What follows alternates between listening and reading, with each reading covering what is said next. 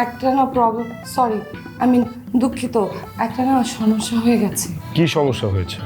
আব্বা তো আপনার না মানে আমাদের অফিসের ঠিকানা জানতে চেয়েছে। কেন? মানে আমার অফিসের ঠিকানা জেনে আপনার বাবার কি লাভ? আপনি তো আমার আব্বাকে চিনেন না, সে যেমন করা তেমন একটা খ্যাটখ্যাটা মাল, সরি খ্যাটখ্যাটা মানুষ।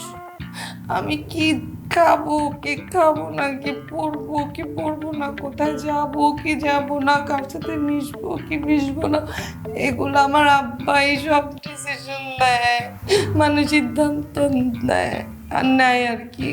এখন আমি বুঝতে পেরেছি নারীদের ঘর থেকে না বের হতে দেওয়ার পেছনে শুধুমাত্র দুষ্টু প্রকৃতির ছেলেরাই দায়ী নয়, এর জন্য দায়ী আপনার বাবার মতো কিছু বাবা মায়েরাও।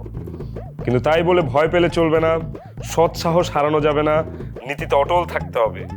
যত ঝড় বৃষ্টি সুনামি আইলা কাইলা মাইলা যাই আসুক না কেন, টলে পড়া যাবে না।